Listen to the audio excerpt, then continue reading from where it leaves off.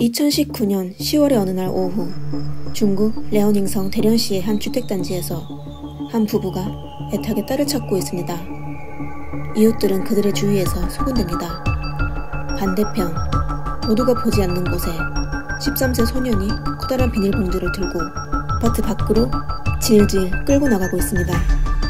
그는 주위를 둘러보며 아무도 자기에게 관심이 없는 걸 확인하고 비닐봉지를 관목숲 속으로 끌고 갑니다. 몇 분 뒤, 그는 관목숲 속에서 빠져나와 사람들이 모인 곳으로 향해 다가갔습니다.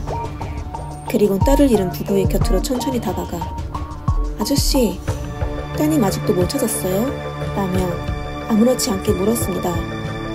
이때 실종된 여자아이는 숲속에서 누워있었습니다.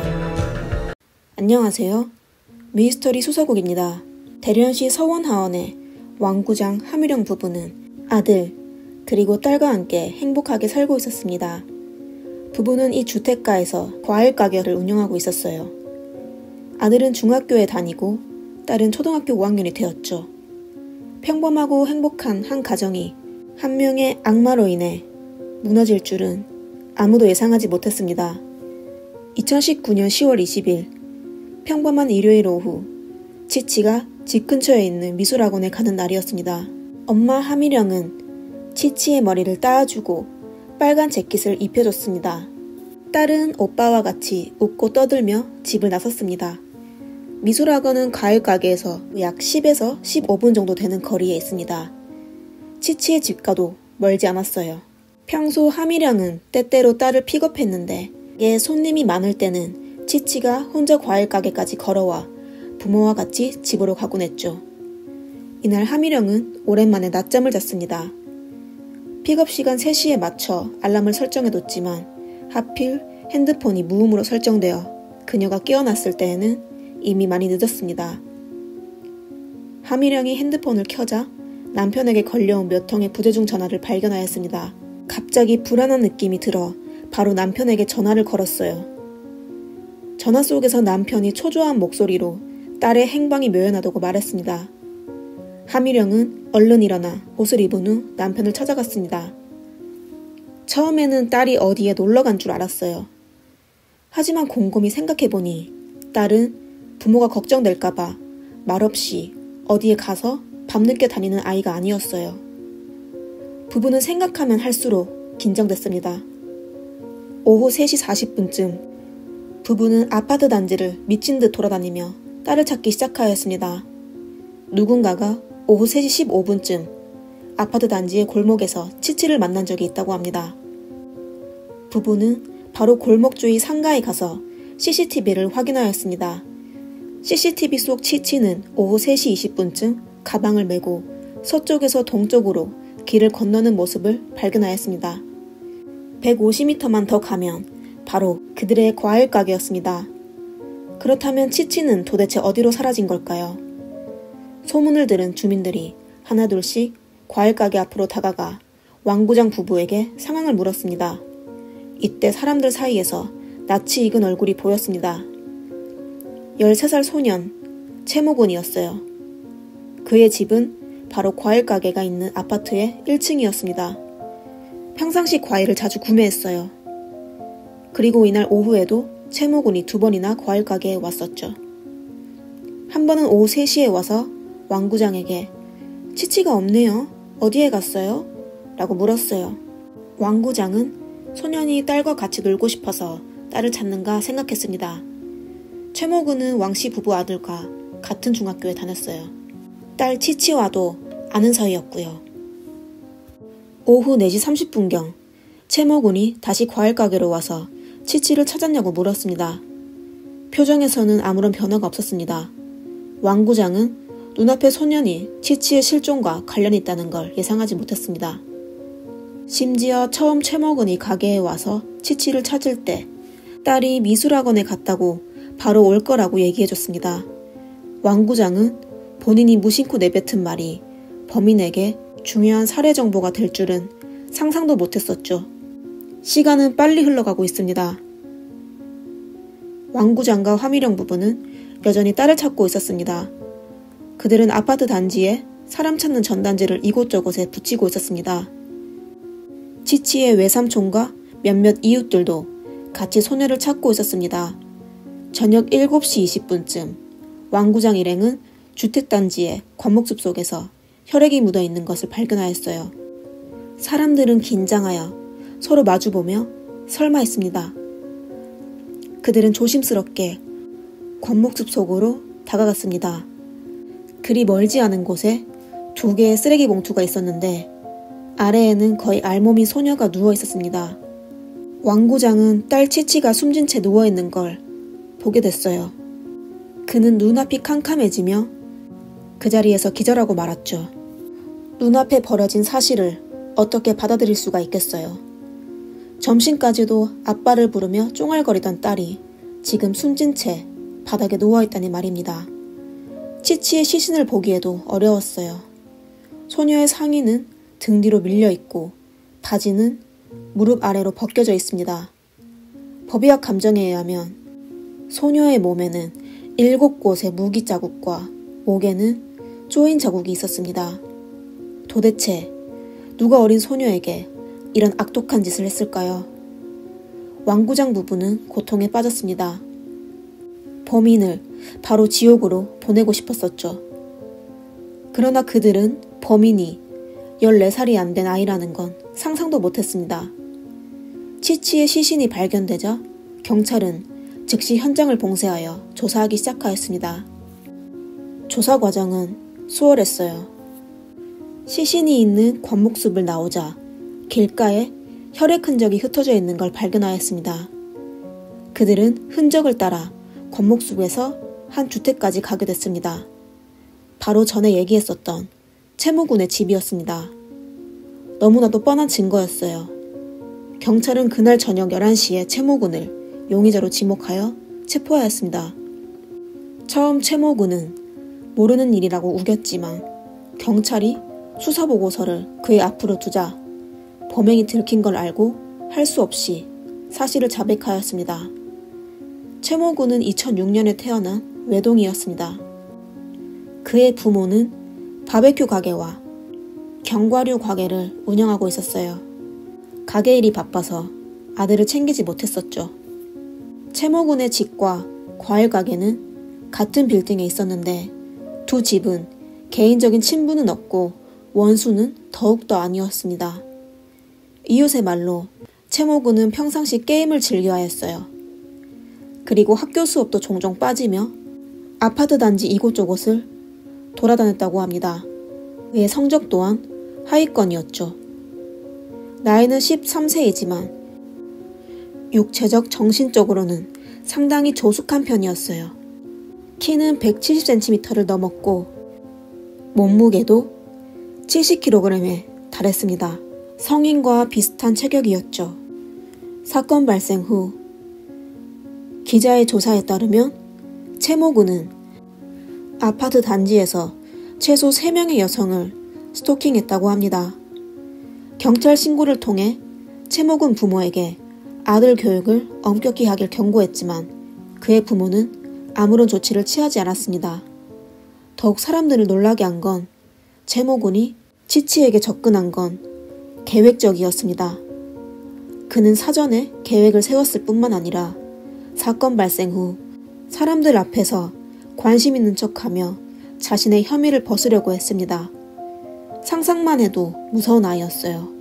사건 당일 그는 우선 왕구장의 과일 가게로 가서 치치의 행적을 파악한 뒤 치치의 수업이 곧 끝나는 걸 알고 치치가 지나가는 골목에서 기다리고 있었습니다.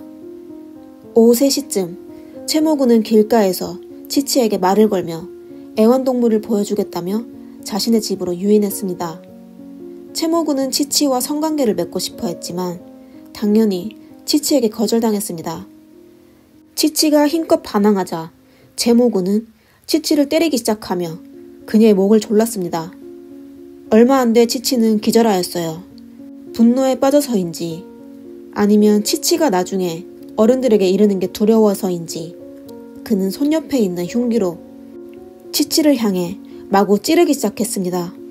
사건 발생 후 얼마 안 돼 치치의 부모가 그녀를 찾고 있는 걸 알게 되었어요.